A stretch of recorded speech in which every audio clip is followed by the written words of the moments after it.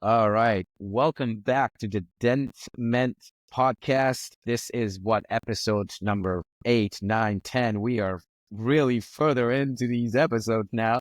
Today, we are actually joined by Jill Nesbitt, the go-to expert for helping DSOs thrive with a smarter tech and streamlining operations, from managing multiple specialty practices to leading dental SaaS solutions and successes. Jill turns complex challenges into big wins. Jill, welcome. Appreciate you taking the time. Well, thank you so much. And what a fantastically kind introduction. I'm going to bring you along with me pretty much to all my meetings from here on out. So get ready. Fantastic. Love it. Love it. Of course, we have Dr. Mulata as well, my colleague and my co-founder, Masood, and myself, Hussein. Yeah. Appreciate it. Appreciate it. Yeah. My buddy is driving, but that's okay. He always asks tons of questions. Dr. Milat asks tons of questions as well. It's always a great thing. But I'm going to start off with the first question. Before I ask that question, Jill, if you want to give a quick, short intro about yourself so that people who don't know, there should be very few of them, but people who don't know can discover who you are. So I would love to do that. So I've been in dentistry better than 25 years. In fact, as Milad and the team knows, I actually had the opportunity to work with my father in a multi-specialty group practice for better than 15 years. And so I learned foundational dentistry from my dad and actually my mom as well. It was a family business. And that was an incredible, fantastic opportunity simply because I grew up in a small town that all of the patients in the town were coming to my dad and to all of the different specialists in that area. And so I have a good sense of what it feels like to take care of our town and to take care of our community, and that all the team members that worked for us, like those were friends of mine and that people that I knew, etc. My dad was an early visionary in group practice. And so at our height, we talk about it's like this little thing, frankly, by our height, we had 18 treatment rooms in that dental practice, and we had 7 doctors. So we had 3 general practitioners and then pedo, ortho, perio, and oral surgery. So it was actually quite a monstrosity in small town Ohio. And actually at our height, we had more patients in the practice than we had citizens in the town. So it was a pretty incredible tribute to my dad, who had really built an incredible, gigantic, successful practice. And I loved it. But at some point after being there 15 years, I'm like, okay, it's time to move on. We moved the family down to Nashville. I did a little bit of consulting, and very quickly I was working in about 4 location groups, and they would say, okay, I have Dentrix here and EagleSoft there and Soften in this office. I can't trade my team. I can't get consolidated reports. Hey, you're the consultant. What software should I use? And I'm thinking, man, that is a great question. This is more than 10 years ago now. Actually, goodness sake, it might be closer to 15 years ago. Time flies. But so I started looking around to find, all right, I got to find a solution for our multi-location group practices. So I found early on that Henry Schein had a phase 1 sort of Dentrix Ascend cloud-based software. And it was the very early days. I ended up having a friend that was the president of a specialty DSO.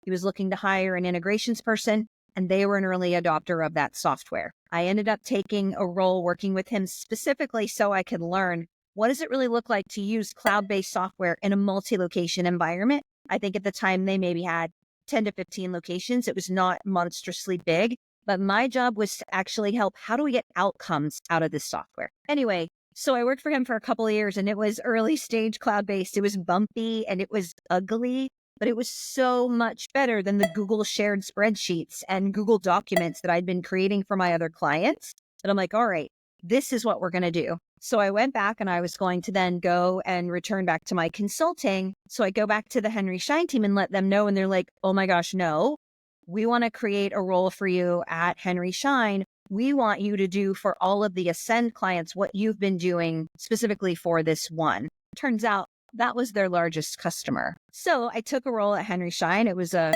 customer success role, and I had the opportunity over 5.5 years to build the customer success program for Dentrix Ascend. And that gave me an incredible opportunity to get a foot in the door and get to see, frankly, almost all of the largest DSOs across the country, especially those who really had a vision for cloud-based software. And what an incredible opportunity that was. That gave me so much insight into frankly, a lot of the name brands that we know of today. How do you centralize? How have you managed things? What does it look like in your RCM department? How are they running all their reporting? Like, how do the big ones actually run their groups successfully? But not only the largest enterprise class, I got to work with all of the groups. And so I would work with 3, 4, 5 locations up to hundreds of locations. Anyway, so after some period of time, and I loved that job, it was fantastic. However, what I kept finding is there is a gap in the marketplace. What I found is it does not matter how fantastic your software is if in fact you cannot implement it successfully. And so I left my corporate job more than 2.5 years ago at this point, and I started Optimized Dental Consulting specifically to fill that gap. So now I have a team, and what we do is we are product agnostic. We focus specifically on implementing new. So if you say, I have a group practice of 10, 15, 20, it doesn't really matter to me, and we want to move to one standard platform, we can guide that entire process, which is, as we all know, frankly, outrageously disruptive and a mountain of work and all of that. And not everyone has someone that they could say, okay, here's your work, and this is what you're going to do exclusively for some period of time, meaning 4 to 6 months. The other thing that we do is we help optimize what you have already. I say a lot, I don't care what software you work with. So even though I started with Dentrix Ascend because I got to work with Shine, I have a ton of clients right now that are working with Denticon. We've implemented a oral surgery group on Sensei Cloud. We've done additions for how do we roll out text to pay or online booking. So I truly do not care what the software or what the system is, but we also provide sort of that best practice coaching, because it's not how do we set it up and click the right buttons and now it's on. It's how do you actually get successful outcomes out of the software that you're using. And so that's the work that we're doing now. Love that. That's fantastic. That's fantastic. When you talk about implementations, that's very much my world and my passion for the last, 15, 20. I started in implementation back when SaaS was becoming a thing. And it's interesting because, talking about user adoption, resistance to change, migrating data, integration challenges, clients, those are all areas that you and your team have to go through. Maybe, how do I phrase this question? What are some of the challenges that you guys see daily or regularly with optimizing and getting teams to either centralize their PMS or migrate from old and variety of different platforms into new? Probably the top couple things. The first is change management, and the second is coming to agreement on standardization. I think those are probably some of the top 2 challenges that we see. So the first part is, everything we do, we bake change management into it. And when, everybody, what is this anyway? And it's such this, we swing that word around like it really means something. It simply means that you acknowledge any sort of big project. The only way it gets done is in one by one conversations with team members. And so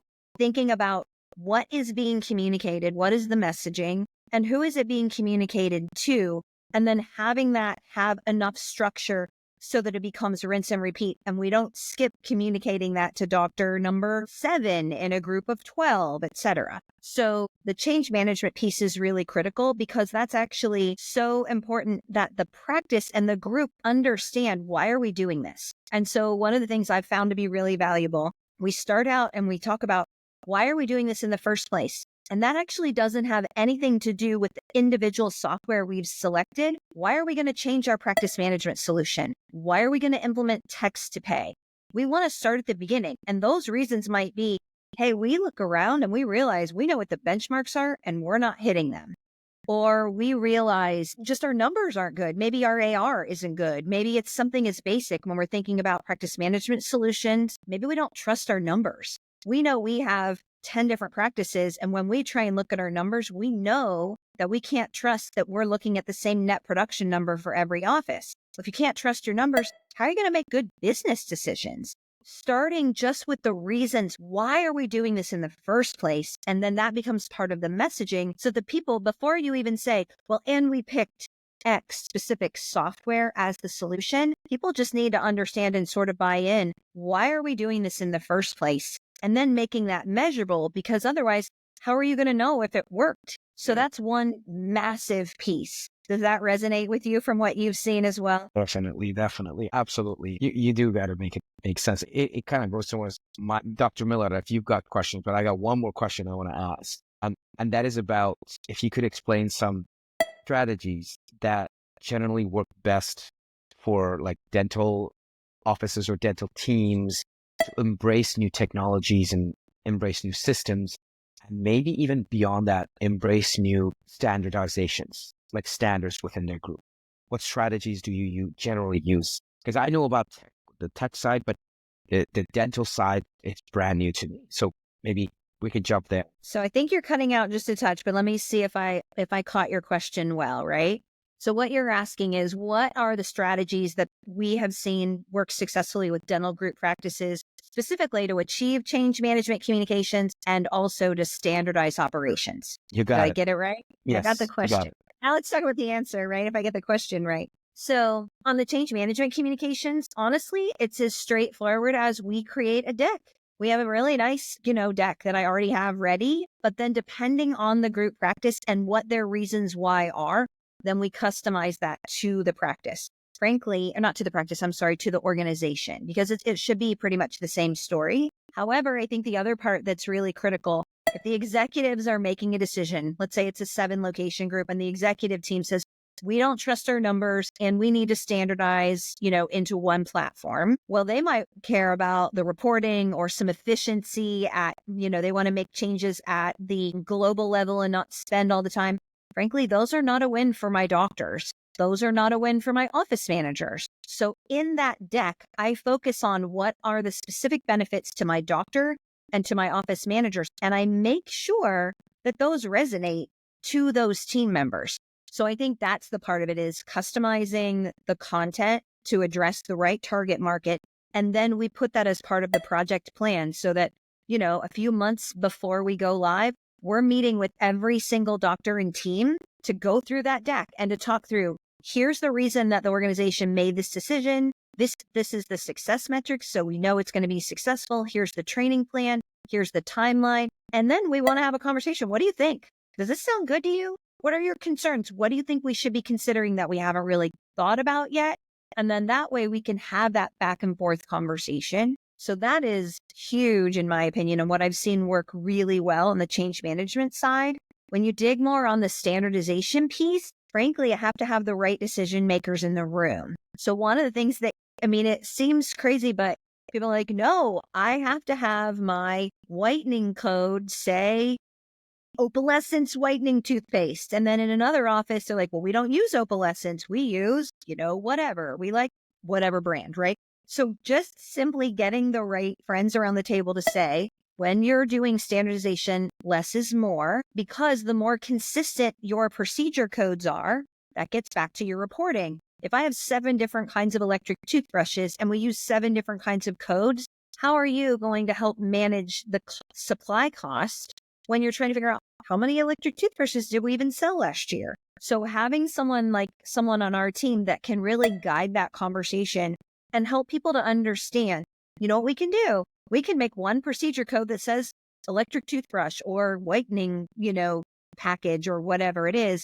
And then no matter what brand you use. So imagine that, sort of on steroids. Like there's so many of those conversations to say, let's understand what you're doing current state. We believe that the less is more kind of applies in so many situations, whether it's patient forms or adjustment codes or procedure codes, on and on and on, all of those different situations. But taking the time to have those conversations so that what we put in the software, now let's try it out and let's see how it works. There are going to be times that somebody says, look, I have a 4-pack of whitening and a 6-pack of whitening and a 10-pack of whitening. Okay, we need 3 of those. I'm okay with that. But, trying to be thoughtful and reasonable as you roll out the software, that also can be a jumping off point to say, does it make sense that we're having 4 different brands of electric toothbrush? Might make sense from a budget perspective to have someone go back and say, okay, here's how much we're doing across all the locations. Now let's make a deal with whomever that, generally we think will be acceptable. And will you give us a good price? And then again, that usually starts with the doctors to say, hey, we're okay with X, Y, and Z as long as it's one of these top three. Now you can go make your deal. We save a little bit of money, that sort of thing. So I think there's a lot of that kind of conversation, but it just takes more time than anyone would ever imagine to come to agreement when you have kind of been used to doing it on your own. Oh, Miss Jill, I thought dentistry was complicated. Man, I have no idea what you're saying. Okay. No, man. I'm like, yeah, okay. Oh, yeah. It's interesting and stuff because I honestly, like, these are the things that I have no idea. I mean, they have a software, they use it, and I'm like, great, it works. I click the button and that's it. But just when I imagine how much work goes behind closed doors of like putting all this system together, it's just mind blowing how much work it takes. At the dentist, I don't realize it, but I'm like, wow, like as you're talking, I'm like, oh my God. I appreciate that so much. You have no idea, right? Because somehow we must be crazy, myself and my team. Like, it is a raft of work. I've had some other software vendors say to me, you must be crazy. This is so much work. Like, we want to build SaaS software and then we want it to scale and that's easy, but you're doing the people and the process work.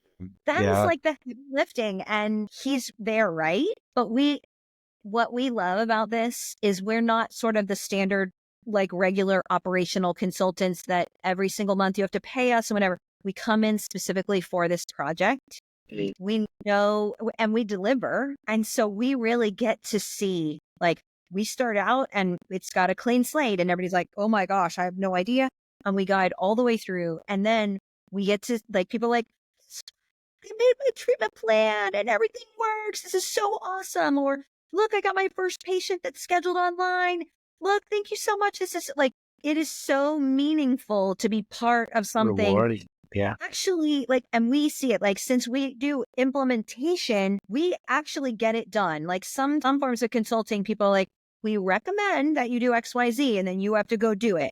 And if you don't do it, like the consultant's like, I sure wish you would do what I suggested. That is not the work that we do. And so I kind of love it because we really do truly make a meaningful difference in the dental groups that we work with, frankly, because we take a lion's share of the work on ourselves. That's amazing. Like I said, hell with the dentistry, man. I don't know what I'm doing. It's so funny because Dr. Millard knows so much about the dental side and the clinical side. I completely get exactly what you're talking about, the other side, but I don't get the dental side at all. And I get it. You're right. This software, we've had this issue, Masood. We've had the issue of, hey, we can build a piece of technology to do this, but the other element of it, the people and the process portion of it, is the big challenge. That's the hard part. And like, as we built Allo AI, we found out, oh, we could turn on this integration, no problem. Or we could turn on this feature, no problem. And then you have to roll back and be like, wait a minute, there's got to be a lot more thought behind it. Now you got to scope out the project and treat it like a mini project and go through the various different motions and do the testing and make sure people accept it. And there's a bit of a standardization at some levels. No, that I completely see where you're coming from. That's very cool. Yeah. The more projects that my team is getting to get involved in too, it's been really fun to watch. Okay, just like you said. So you think, let's give an example of text to pay. Like that is a really popular feature. Everybody's trying to drive revenue. And frankly, we as consumers, like, we just want to pay online and we want you to make it easy on us, right? So I have a team member that's working on a project right now to implement this in a group practice. And then when you start thinking about all the things that impacts, okay, so you want to do text to pay. Well, how often do you send statements? What's the criteria on who are we sending them to? On what frequency? With what messaging? Does it get more significant to say, all right, today it's only been 2 weeks and you owe me money, 2 more weeks, 3 weeks, 6 weeks. Okay, now it's been 3 months. And now what does that say? It can go back into your financial policy. First thing that your patients are going to sign, maybe of like, here's our policy and here's what we expect you to pay, and on and on. Depending on the functionality in your software, a bunch of them are now saying, hey, you can save a credit card on file. Well, if you do that, maybe they also want to say, well, we'll go ahead and automatically charge your account or charge your credit card if there's a balance after insurance up to $25. Well, that needs to get in your patient forms. So now we need to go and edit patient forms. Like, it sort of creeps into all of these other things. But that's where, when you implement software, it's an incredible opportunity to kind of take a step back and say, how are we running this business? How are we running our practices? What do we really want to get? What are the measurable results we're looking for? Are we trying to drive revenue, improve efficiency? Like, that's how you do it. It's not necessarily, to your point, like, okay, now we can do this thing and we just flip it on. It's really baking in all the great stuff so you get the full benefit of the technology. And so I think that's been the fun part, is really trying to take a step back, because we're so busy in the practice. Milad, you know that. Everyone is running. No one has 5 minutes to spare. So having someone that can say, let me just think about this for a minute and let me think about all the angles. Plus, if I know the software really well, I can also make recommendations and I can get some screen grabs and give you some options and talk about downstream impact if you go option A versus B. Like, it's trying to be thoughtful about that piece too. So I'm really enjoying, again, how I think that can really make a meaningful difference in the practice. And if we can then measure it, right? Because that's a big piece of what we're trying to do at the outset, is say, how do we know this is successful? Well, we're going to run AR. Who's going to run it? What's the right report? What's the criteria? We're going to run a report to see how many statements did we send digitally versus printed, on and on and on. So anyway, yeah, you can tell I sort of geek out over these things, but it actually matters. Like, it actually, since I ran a practice for 15 years, I know that this matters. So that's the part of the work that I really love. Man, I feel so dumb. Anyway, Ms. Jill, I wanted to really ask you, it's like, so like you mentioned, I mean, as a dentist, I practice dentistry every day, day in, day out.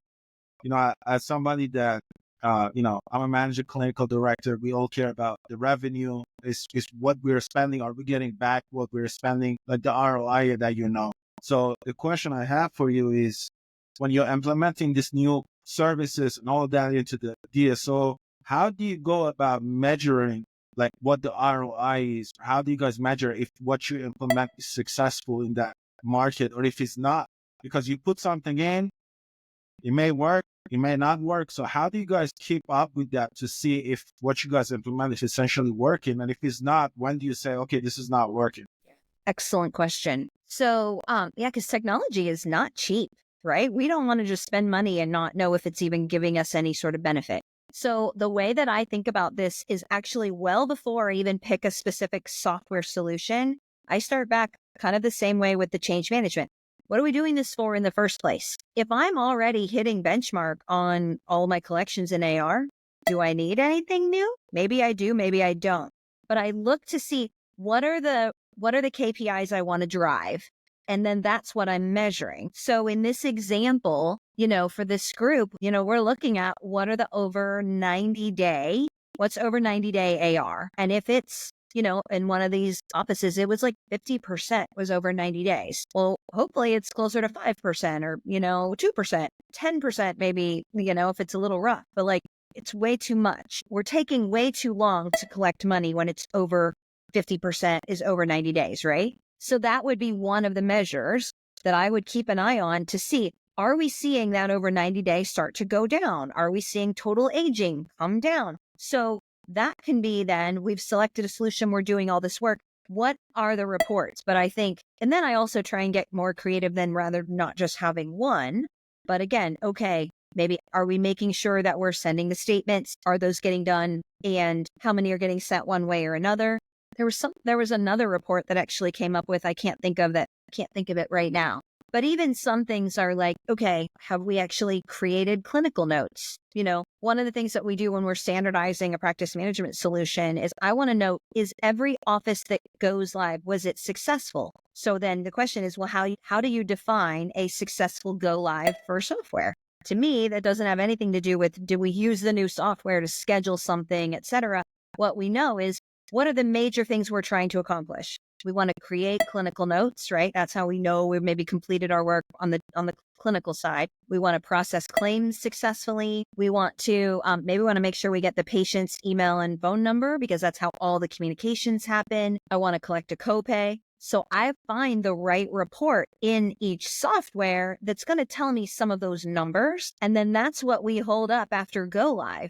So it's not like, oh, we switched and now we're scheduling in the new system and we're using it. No, we're looking at those numbers. Did we actually sign all of our clinical notes? If we didn't, we've got a problem and we need to go back and review clinical note. Maybe we didn't have the template built. Maybe we didn't have the doctor or the assistant trained.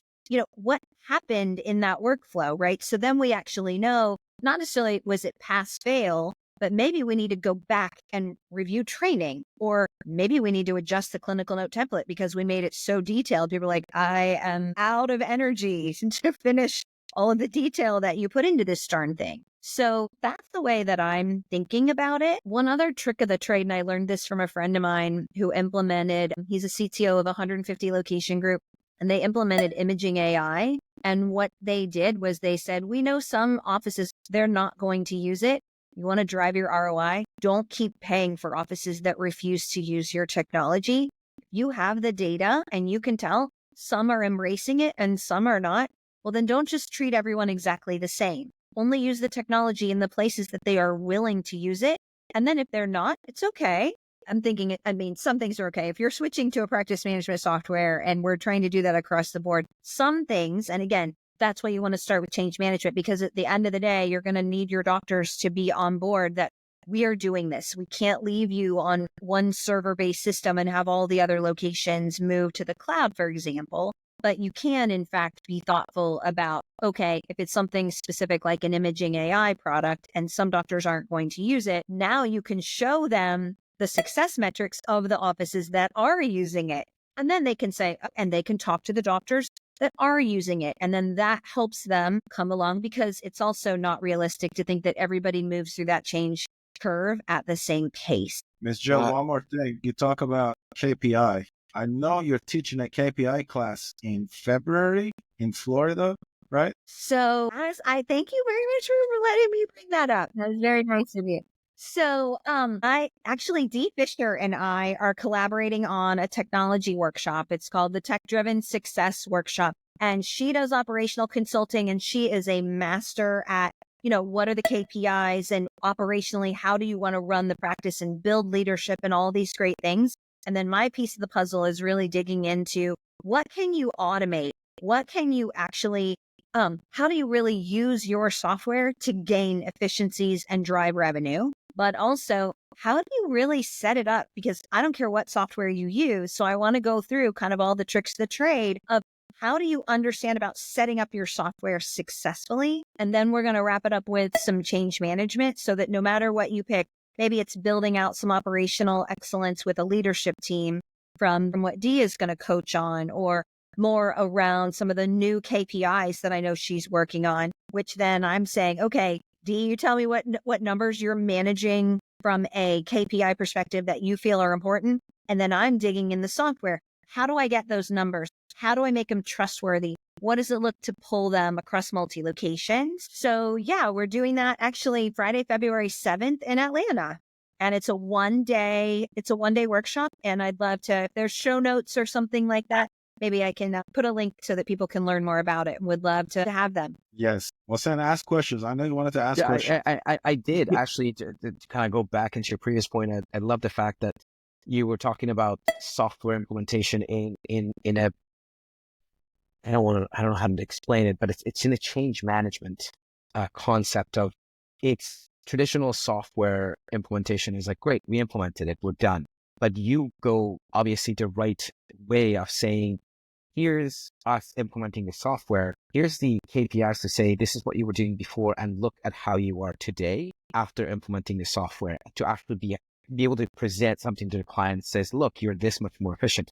I remember when I was at IT Glue, it was a documentation platform and I was implementation there. And it was really easy for us to show them, hey, if you use the platform, you're going to be this much more efficient. Whereas a lot of software, even today, they still don't have that. A lot of implementation teams still don't have that. They just kind of cut you off, say, here's the software, it's implemented, that the rest is up to you. Whereas you don't have that white glove, hand holding that should happen in the industry. I've seen that too. And I think sometimes it's helpful to have someone like us that has been around enough software that says, you need to ask for that up front. If they tell you we have no utilization reporting and we have no idea how you would know you're going to be successful, that's a red flag, because how will you know? I know some software companies I've worked with, I ask for those kind of numbers, And they'll say, well, we don't really give this out unless the practice asks. And I said, well, just so you know, like if I'm going to work with a group, like I'm going to ask for that data. Otherwise, how will I know they've been successful at implementing your system? So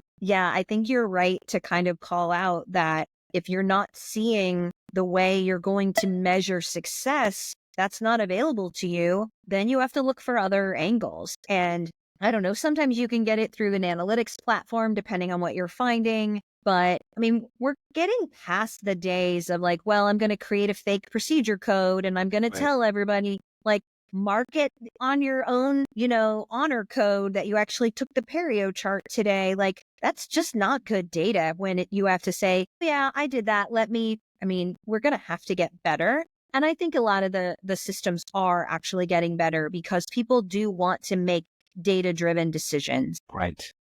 Miss Jill, are you hiring by any chance? What? I said, are you hiring by any chance? I'm looking for a... Yes, I am, as a matter of fact. I like you and all, but I'm pretty sure you're not qualified to work with my team. I'm sorry. But that was hard. Qualified to do dentistry, so I feel like there is a good give and take here. The one thing I wanted to ask, which kind of goes into that world of, with AI and before that automation, well, nowadays AI, what are your thoughts on how this is currently impacting? And we've asked this a few times, Dr. Milad Masood. We've asked this several times of what are your thoughts, personal, professional, in terms of how things are changing, not 10 years, but let's talk about the next 2 to 5 years, especially with tech like automation and AI. So I'm a huge fan of what I am seeing right now and in the short-term future. I don't even think it's going to take 2 years. What we're seeing right now and the demand that I'm observing, we've had so many friends come in from the medical space into dentistry, and especially revenue cycle leaders that have come in and they look around and like, what is going on around here? You guys are 25 years behind medical. And I learned this lesson. So I was working with a potential client. He was a revenue cycle lead that had come from medical into dental, and he had kind of got his arm twisted to come into the dental space. And I think it was a small group. I don't think it was maybe 10, right? 10 locations. And so I'm getting to know and I'm asking him some questions like I always do. So you're planning on switching to a practice management cloud-based system. Are you planning your revenue cycle lead? Are you planning to centralize or keep a decentralized approach to RCM? He looked at me like I was crazy. He's like, neither. I'm going to automate the whole thing. And I just smiled and said, really? That is a fantastic idea. How are you going to do that? And then he goes off and starts naming off all these companies. And frankly, none of them are there. And I'm not shooting at anyone. We're just not there in dentistry that we can automate the entire RCM process in our field. It just is software we don't have that functionality today. And so I felt like I had to kind of tell him I was kind of trying to dance around it a little bit because you never want to be the one that is the bearer of bad news. But at the end of it, I'm like, look, I just have to tell you, we're not there yet. None of the systems that you are talking about. And he's like, well, they said, and I said, so here's the other thing. You're coming in and you're using language, frankly, that my dental sales team members, I'll bet they don't understand. And so what I would encourage you to do is go back to all the folks that you are telling me they can do all of these things and ask them to show you so you can eyeball it. He came back to me not even 10 days later and he's like, you were right. We can't do any of these things. And I'm like, it's okay. It's coming. So yes, that's a big sort of story and lead up that we are getting there because the expectations have changed, because we have people coming in from medical into dentistry. They're like, I've already seen that this can happen and it couldn't come at a better time. So again, I try and stay in touch with as many friends and neighbors as possible in the dental technology space because I have so many customers that are saying to me, Jill, do you know how much we are spending on overseas third-party help? Like it's tens of thousands of dollars every single month, and we're still making mistakes. And that's because we're human, and that's going to happen. And we could get into a whole nother conversation about, do you have a manager for those people? Because now that's another role. Someone has to have that oversight. But so what I'm most excited about and what I think we're going to see the next big thing, we're going to see automation around insurance plan building. And they're already starting to talk more and more about it because right now everybody's excited about insurance verification. Well, we have lots of different ways that we can verify insurance. That's great.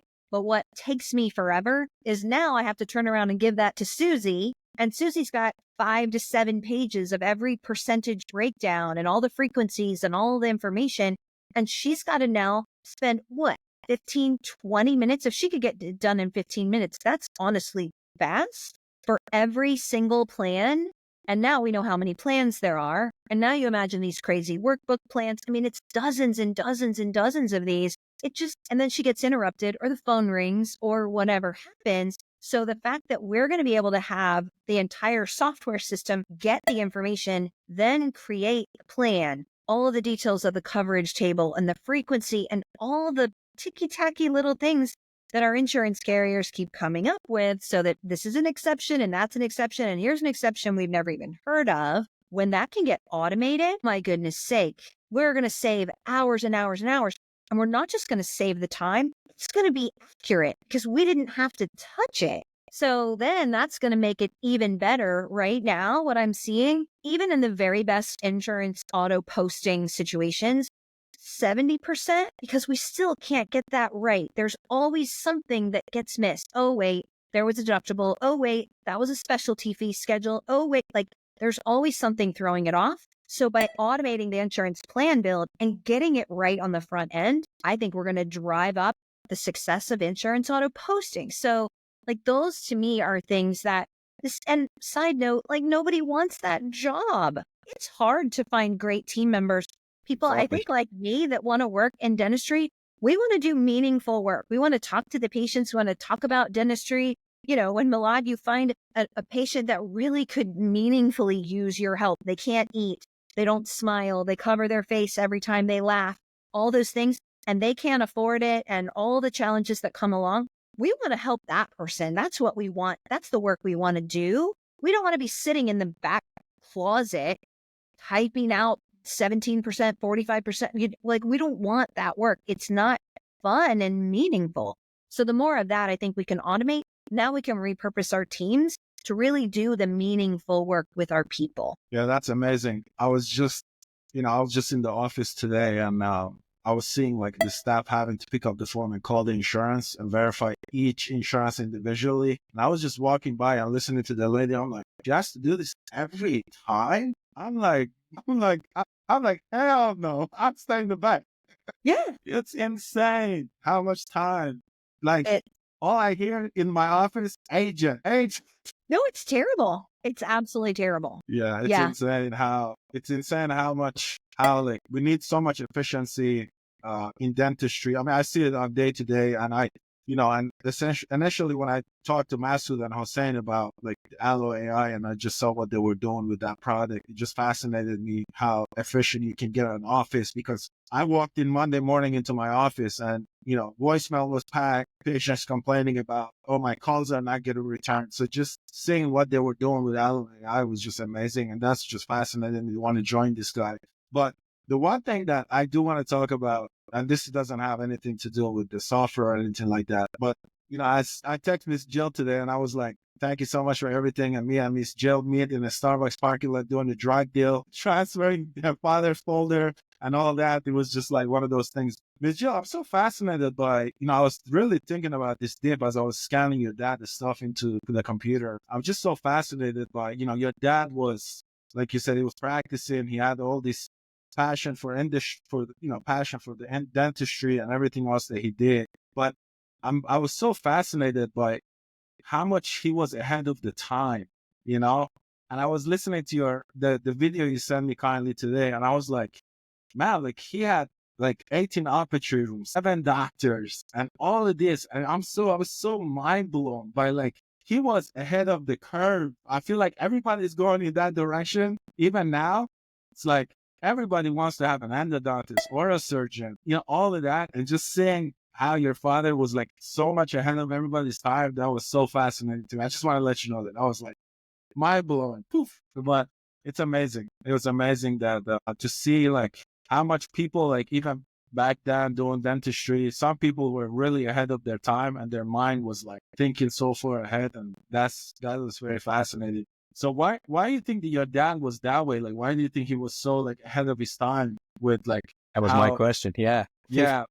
Like that. I mean, to me, it was just because I went through his folders line by line. I spent literally 2 months every weekend scanning and going through his folders, right? And as I was going through it, I was like, man, this is before the podcast, like we could create an entire university on his folders. That's how meaningful those folders are. But like, why do you think your father was so much ahead of his time? Like, I'm sure you spent a lot of time with him, but Yeah, my dad and I spent outrageous amounts of time. We used to make the rest of the family completely crazy because we talked about dentistry and the practice at the holidays and at dinner and all of that. So we made them completely nuts. But I think a couple things. First of all, my dad was outrageously blessed that he was a really smart guy. His parents instilled in him that because he had some intelligence gifts, that it was up to him to actually give back. And so he believed that. He worked hard at that. Like, he really felt like because he had been gifted, it was his job to give back. I think the next part of that is my dad loved his small town more than I think hardly anyone. Like, we live in a world like, you know me, like I'm a digital nomad now and I'm moving around and using some different things. But my dad, might as well just say it, right? Like, my dad grew up in Tip City, Ohio. So it is as small as it sounds. And I am actually fourth generation of that town. So he watched grandparents and his parents and everyone there. He loved that town so much that when he went to Vietnam, they called him Tip City Schmitty because it was Dr. Smith. And he talked about his town all of the time. Like, one of the funny stories that he told me early on, like, how do you even start to think about, I'm going to have a specialist come into my practice in like 1970 something or 1980 something, when no one did that? One of his good friends was an oral surgeon. And my dad did not care. He did not care for surgery. He definitely, and I have inherited this, we are not good. We faint. So here's my dad, the doctor, who he doesn't, like, if there's a lot of blood, like, my dad doesn't do that, right? Like, so what he worked out early on with his friend, he's like, look, and his friend was down in Dayton, big city, Dayton, Ohio, to small town Tip City. He worked it out with his friend. He's like, all right, Doug, what if I do this? I'll put all the like really difficult surgeries on a Thursday. Can you just come up and like take care of all these patients? Because, I don't really want to do that or whatever. So it truly came from kind of, again, his relationships and caring about the patients and caring about the town.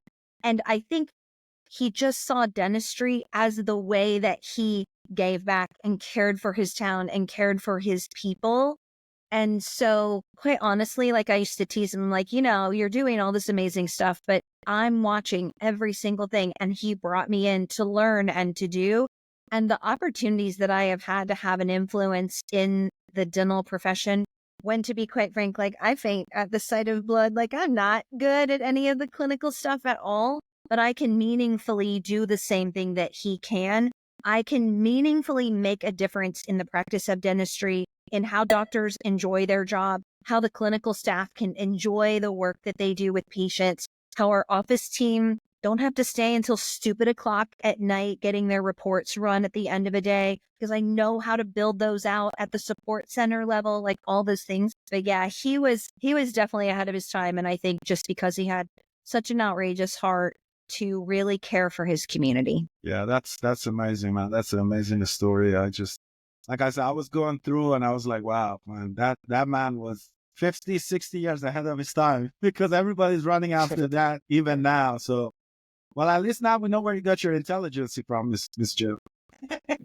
Yes, You know where appreciate it so much. Like, it's such an honor that you appreciate the work that he did and are able to absolutely. use the content that he Absolutely. created. He would, and I'm sure he knows somehow, right? Yes. He knows how fantastic this is, and he is super excited. I'm sure he would absolutely flip to know that it's going to have any level of AI involved with what Yes. he's created. Yeah. No, I truly want to say, I'm very sincere with what I say always, and that's coming from my heart. It's in the time that we're in, it's really hard to meet people that are willing to be nice and willing to give their time and provide wisdom and provide the things that can better somebody else. And the fact that you did that, it meant a lot to me. So I really want to say thank you. I think we're a perfect fit. Yeah, and especially sorry if I may jump in this towards the end, but really sorry. And you came here very prepared, I could say, because you look fantastic, especially with your coat on. So I was in a little bit of just moving. So really sorry about that. And that's something that I appreciate. Thank you so much. I really regret this because you're the kind of person that I could talk to for hours and hours. Like from all the guests that we've had so far, especially because you're in technology, I'm kind of like getting into it, especially in the corporate dentistry. So anyways, it is what it is. But as I Okay. said, we are definitely gonna put some AI into your father's work, and then everyone's gonna have access to it through little agents that still talk to your, probably they're gonna be little versions of your dad. And, this way, I guess we can have everyone take use of it, at least in a little bit, somehow. But And I am more than happy to help in any way, shape, or form to keep that moving or to have it make sense or to answer questions about what does he really mean here? Because I can help translate. sure, we got our support specialist here, Mila. Yeah, we can refer people to. But Miss Jill, something that I was thinking of is exactly what I was going through right now. Like, I'm a pretty good driver, and I'm also pretty good on podcasts. But when I do them at the same time, you kind of saw what happened. Like, I'm not good at doing both of them at once. And that's kind of what you want technology for, because you want to automate some of this stuff. Like, if I had my driving automated, I would have done a good job on podcasts. Or if I had my podcast automated, like if I had an AI version of me to talk here, I could have done a good job in driving. But I was about to get into an accident while I was driving. That's kind of like what you want technology for. And a quick question I had is, how do you find corporate dentistry compared to the solo practices? Because I think you've had kind of experience more with the corporate side of things, but also a little bit with the solo part. How do you find that? Because I know Milad himself, I don't know if I should say that or not, Milad, but he's not a big fan of corporate dentistry. Like, he's not a big fan of DSOs. And with his business, he's trying to put DSOs out of business. He's trying to make them go bankrupt. So, yeah. But what's your take?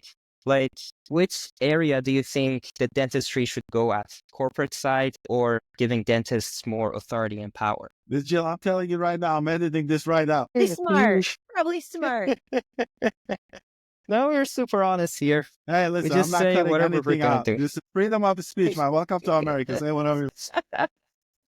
No, Right. so, I feel very lucky and very fortunate, I should say, that thanks to the technology part of my career, I had the opportunity to get into a bunch of corporate dentistry, organizations. I would never have had the opportunity, most likely, to do that had I not worked for Henry Schein. And what's great then is you get to learn and you get to understand and you get to, take notes and all the wonderful things. I think the thing is, I think corporate dentistry is here to stay because we are living in a world where we've watched for the last, 75 years that all of our physician friends and surgeon friends, they are associated and work through hospital systems and even ambulatory surgery centers. Chatted with some people at a recent conference, and they have found that the reimbursement for the exact same procedure code at an ambulatory surgery center versus a hospital, they're getting paid less. So now we're even watching the ambulatory surgery centers have to come under the hospital systems. This is an economic driver. We are not going, I don't believe we're going to escape it. However, that being said, I had a fantastic opportunity also to work with many, many, many multi-location groups. Now, my dad had a multi-doctor group. He didn't have multi-location, but I have tons of friends that are running independently owned multi-doctor groups and multi-location groups. And I think that is a fantastic opportunity to be very thoughtful, to gain a lot of the benefits that you can see at a much larger scale. But to, again, using the technology, using their size, using the additional support structure, all of those things. But I also think, I do believe, and again, I'm very biased towards group practice. I know my dad, and I watched this because I facilitated all the doctor meetings. They wanted to talk to each other. They wanted to talk and say, the GP wanted to hear, what does the prosthodontist think? And then the periodontist wants to be input on what's going on with the ortho case. Like, I watched all of these multidisciplinary cases. They wanted to talk together because, frankly, that would rise the quality of the cases and of the dentistry in that group. So, my opinion, can you do that if everybody is all solo practice? You can, but you have to work at it. and you have to get to the study club and you have to make those friends and you have to make time every time you have that difficult case to get on that call, even though so-and-so's busy, right? So I think it's honestly, I love multi-doctor, multi-location dentistry that collaborates and uses that to, again, improve the quality of care and really work together, because I've seen the doctors, frankly, they love it. Now, that still means we can have room for everyone. But I do think, again, being very real, there are some, and I can say this about, I don't care if it's a solo practice or a corporate office, there are some that are in it for the money. And I have known many dental team members, maybe not many, but definitely some who have told me, I have to quit. I can't feel good about working for a doctor that overtreats. That can be a doctor that's part of a giant corporate entity. It can be a solo practitioner that just wants his 7th trip to Paris on the back of someone. It doesn't matter how many times that, they're going to do yet another crown. So I think in the reverse, I think it's really worthwhile to look for. We have so many good people, right? I have so many great friends and neighbors of all sizes. What I love about the work that I do is I can help people who feel like I had a client, this is years ago, he had 4 offices, and this doctor, privately owned, but 4 locations, he wasn't making his mortgage, friends. He was not able to pay his own personal bills, and yet he had multiple hygienists who had, and this is again years ago because we don't have this problem today, but drive trucks through the open times in his schedule for hygiene. And way back when I said, look, doc, I've done the math. Each one of your 4 hygienists is open 25% of the time. So if we eliminate one role, you can now fill up more of the other ones. And doctor, we've got to start moving you into a situation where you can pay your bills and you're not paying your team to sit and we can't fill with patients. And he said he couldn't do it.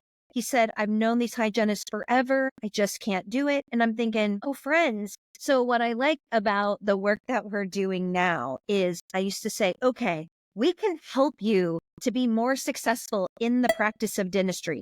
I don't know anything about clinical care. Like, that is not my gift at all. But if I can help you to be more efficient, to manage your schedule better, to get paid more and faster, I can really do these things. You don't have to overtreat, because I can help you to make more money simply by running a successful group practice. So I think that's the other part is if someone's feeling the pressure to overtreat or feeling the pressure to do things because of an economic incentive, there are so many other ways. And Milad, I really give you guys credit to say that's part of what you're trying to do here.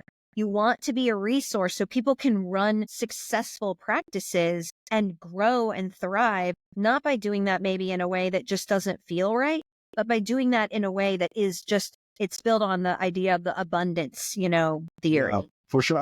The thing that I always talk to when I started this conversation with Masood about the dentment and what I was trying to do is, my goal is, and I always said this, and I'm going to always say it no matter what, I think the DSOs are amazing for the dental market because they're giving accessibility to the patients that don't have access to the care that they need. And I seen that firsthand because when I left dental school, I went practice dentistry in middle of Iowa when there was only one Medicaid practice, and I was the only doctor treating those patients, and those were DSOs. So the DSOs, I'm not saying they're bad, but my goal always is how can, and I think we talked to Dr. Arnold about this too, is like, how can we empower the dentists to be able to have the incentive in the marketplace where they're able, because I'm advocating that if there is a big DSO, I believe that their CEOs and their COOs should be a dentist, because the CEO of a DSO that is not a dentist doesn't understand, because I run into this issue where the COO comes in, is not a dentist, and is trying to give you advice on the treatment. You don't know the patient management side of things. I took 6 months classes on how to manage a patient. So if you're coming in and telling me how to do a patient care, that's what I have an issue with. I'm like, you are the COO, be a COO. But what I'm advocating for is that if you want to have a DSO, I believe that it has to be dentist run. The dentists should have the accessibility to benefit from the back end of it, because they're putting the work, they're going to the clinic, putting all the hours. So they should benefit financially from what they're doing, and also be able to, if they need help, if their doctors need help, that CEO should be able to come in and give them a clinical advice. They should be able to come in and make that difference on the clinic level. And I think when I thought about, coming together and putting Dentment is like, okay, there's a lack of business knowledge. So how can we empower that dentist to say, okay, I have the business knowledge. Now I can go and be a CEO or COO of a bigger DSO company. And I think it's going to improve the patient care. It's going to have better and meaningful connection for the doctors, because I ran into this issue where I'm like, the majority of the time when I left the DSO, it was just because of the disconnect between me and the upper management, because they never understand what I was saying. And that's why they have so much of high turnover, because they're not understanding when the doctor is saying, I cannot do this extraction in the office and refer the patient to an oral surgeon to place an implant. But the COO is saying, oh, no, we can do that. How do you know that? Like, what is your expertise level that you're giving me this advice? And that's what I have an issue with. That I'm like, but if you have a CEO or a COO that is a dentist, it's never going to be like, hey, doc, you need to do this extraction. I refer the patient to the next oral surgeon. It doesn't work that way, because there's so many complications. And essentially, that's what I have an issue. And that's what I've been advocating for, is like, hey, let's empower the dentists. Let them get the knowledge that they need. Like I said, that's why, like, collaborating with you, Miss Jill, or Sarah, or Greg, or anybody that I met along the way is like, how can we empower the next generation of the dentists? So when they are coming out, they're more prepared. They understand the business side. They understand what's going on. They're not lost in the word. Because I felt that way when I left dental school. I'm like, I have no idea what's going on, because the dental school didn't prepare me for it. They didn't tell me how to manage XYZ number of personnel, or how to deal with the conflict management, how to deal with the stress side of things. So the idea, I'm good. Like, I think the DSOs, they have a place and they have a place to stay. But for me, it's like, I just want to advocate for the dentists to have more power in the industry. And I think it's good for the industry. I believe that it's going to make a difference for the patient care, because essentially, like I said, that experience and many more experience, I do feel that some of the people that are in the marketplace, they're good at the business, but they don't understand the patient. They don't understand what we deal with on a patient level. And I think that's super important for the long-term health of, our industry. And that's really what my vision was when I came up. So please, whoever is listening, I'm not trying to put DSOs out of the business. No, Mila, that's a very, very valid point. And I think, Long way. yeah, I think a good way to put this is we kind of need both sides. Like, people that have solo practice and multi-practice, and also DSO. There should be a balance between both. I think DSOs are more empowered right now because, they're on the corporate side of things and they have access to more resources. And pretty much they are more focused on the business side of things than an individual dentist is. So I think what you're doing is absolutely amazing. And you are basically just filling a gap for the portion of the market that does not have access to the resources that they should have access to. So totally. What do you think, Miss Jill, by the way? Sorry, I just jumped in on your behalf. No, I agree. I think there's so much going on in dentistry right now. I mean, we've spent this last hour focusing on the technology side. I'm sure all the conversations you've been having or are going to have, there's insurance, there's marketing, there's, all the great things you talked about, the entire world of case presentation. There's just 100 different things. And so it can definitely feel overwhelming, I think, when you're trying to manage your own small business. Again, my parents and I sitting in the kitchen table, like trying to figure out how are we going to run the business well? And what is that going to look like? And I used to tease them, like, you had to give birth to an office manager. Do you realize how crazy that is? But so I think that's where one of the best things that has come up, if I do say so myself, is the concept of some of this fractional help or getting some consulting advice. And there's so much great content. All the things that we've covered here, this costs nothing, right? People can listen, they can learn. And even this workshop we're running, it's not crazy expensive, and I'm not selling anything. We're there to say, use your software and do a good job with it. And yes, you have to, we're going to have to cover some expenses because there's some expenses. But yeah, I think really taking a step back, and it's available if you want it. You who have really invested your time, good night. You spent all that time reading my father's training levels. You clearly want the education. I think that's the other part to point out, that, if you want to get good at something, then you can absolutely do that. The resources are there. The information is there. I was actually coaching a member of my team today. She's like, well, you just have a lot more experience with XYZ than I do. And I said, here's the thing. I'll give you the online resources. These software companies do a great job. Here's all the information. Then you have dental operations experience. take a step back and think, what are they available in the software? And what do you know about how practice management works? And where do those two fit so that you can give good advice and create an overall plan for how this practice can in fact take advantage of this software? I think it's a similar situation that you're giving to doctors at this point, and team members and all of this, right? They can also acquire this information. So I think the more the merrier, because I love learning all the new, like I have a bent towards like, what's the new tech and what's happening and how does it work and what's really working and then what's the best, all that. So if you have that same desire on managing and running successful dental group practice, I think the similar resources are available. Yeah, Miss Jill, Absolutely. it's interesting. Yeah, as you were explaining, I was just thinking about myself that there are basically in my life, I don't have a lot of experience. From the people that I've seen, there are usually two types of people. One who can work for other people, and the other kind that just can't work for other people, no matter how hard they try. And I'm from the second type because, I'm kind of new to Canada, but ever since I got here, I got fired from 5 jobs. And then that's when I started realizing, oh man, I really need to, pull myself together and start doing something. So that's when I started looking for problems to try to solve something. And that's when the usual story that I tell everyone that my friend got a toothache. I started calling clinics, called 10 of them, none of them picked up. So I started going after Allo AI and building this. So that's kind of my story. And I think it's the same thing for dentists. Some dentists, they're okay working at a DSO. Just like Milad, you see, he has no problems. Everything's fine. He never complains. That's a joke, by the way, Milad. I have no other choice. Yeah. And some people, they just want to be owners. You can't force them to keep working for other people. There is this individual that we are working with out of Texas. He has a DSO of 12 practices, and he's been practicing for 30 years. But he always mentions to me, I've always wanted to be on the business side of dentistry. So right now that's, he has his 12 practices. He's kind of trying to stop practicing, but his kind of personal branding is becoming a problem because, so many patients were going to the clinic just for him. So that's also another issue he's running into. But I think, as I said, because there are 2 different types of people, there has to be 2 different types of doing business in dentistry too, and in every other industry. And by the way, Miss Jill, really sorry about making this go longer. It was supposed to be till 5:30. But as I said, I just have so much to talk about, and I'm regretting this so much right now. I'm going to regret it.